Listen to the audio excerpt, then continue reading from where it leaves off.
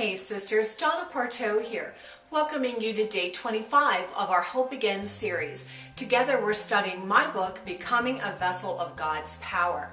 And today I want to talk to you about power in weakness and how it's in our and through our weakness that we are forced to recognize our great need for the power of God. And I want to take you on a little journey through the book of Acts that I think, if you can get a hold of this, it will blow your mind. It's going to take a lot of work on your part after you turn off today's video to go and to be a good Berean and to search out the scriptures for yourself. But I at least want to get you heading in a certain direction and let God take you the rest of the way. If we turn in our Bibles to Acts chapter 17, we find that Paul, well, first he goes to Thessalonica and then he goes to Berea where he meets all those good Bereans. But then in verse 16, Paul goes to Athens and he tries a model of ministry that has become very popular in North America today. And he tries to be very relevant. He reasons with them in the synagogue. He quotes from their own poets. And he tries to be very sensitive and relevant and meet them where they are. And this has actually become a very popular model of ministry in the world today. And it's interesting that we're doing that because the fact of the matter is, Paul's ministry in Athens was a dismal failure.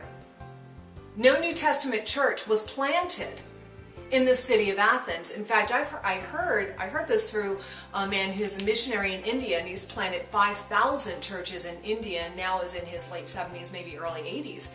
But he told me, eyeball to eyeball, there has never been a vibrant New Testament style church in Athens in the 2,000-year history of the church. Paul's attempt to be clever, to be strong, and to show them how learned he was, failed. And the proof is in this. The very next city that he goes to, Acts chapter 18, where does he go to? Corinth. What does he tell us? Does he tell us? What does he tell us? He learned on the road from Athens, a long trip from Athens to Corinth. He does some thinking about what happened in Athens. And we know exactly what he was thinking because he tells us throughout the books that he wrote to the Corinthians. Look at this. In verse 2, 1 Corinthians chapter 2 and verse 1, he says, "When I came to you, brothers," where was he coming from? He was coming from Athens, where he tried to be strong and clever and relevant. He says, "When I came to you, brothers, I did not come with eloquence or superior wisdom as I proclaimed to you the testimony about God." See, he's contrasting. He says, unlike what I tried to do in Athens that did not work, I got back to the weakness and the humility. Well, let me just keep going. He'll tell you himself. "For I resolved to know nothing while I was with you except Jesus Christ and him crucified. I came to you in," you ready for this? "Weakness and fear and with much trembling. My message and my preaching were not with wise and persuasive words." Because he already tried that in Athens and it didn't work. "But with a demonstration of the Spirit's," what? You heard it here first. "Power."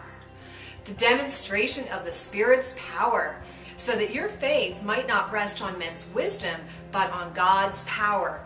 He says go back to 1 Corinthians chapter 1 and verse 18, he says, "The message of the cross is foolishness." I'm not going to try to be clever. Let's just call it what it is. It's foolish to those who are perishing. But to us who are being saved, it is the power of God. And he continues that theme throughout the 1st and 2nd Corinthians. If you read through those two books of the Bible with this context in mind of him having been to Athens and had no impact and no church planted. And he walks to Corinth, and on that journey he makes a decision. I'm going to just go in weakness and humility, and it's not about me and how I have all the answers and I know the philosophers and I'm so clever and I'm so relevant. No. It's just going to be all about God and His grace and mercy and His incredible power. I'm telling you, is this eye-opening? You know what's now? I'm going to go back to Acts chapter 19. Where does Paul go? Ephesus. And this is his most powerful work. I mean, arguably that church in Ephesus was the mega church of the New Testament. Eventually Timothy pastored it, and it was a powerful, vibrant church. Of course, before that, there's a riot in Ephesus, and great is Artemis of the Ephesians and all that stuff. But I want you to go and study those scriptures, that portion of Acts, and then read the 2 chapters of 2 Corinthians in the light of the historic information that I just gave you today, and see that if you do not see the power of what the gospel says, you know, Christ crucified, that's the power of God. Not our strength, not our wisdom. We're just weak, but He is strong. Our God is so big, so strong, and so mighty. There's nothing our God cannot do. See, our 2-year-olds understand the gospel better than some of us. And that's it for today, giving you a lot to think about. Until tomorrow, I'm Donna Parteau with your Hope Again series. God bless.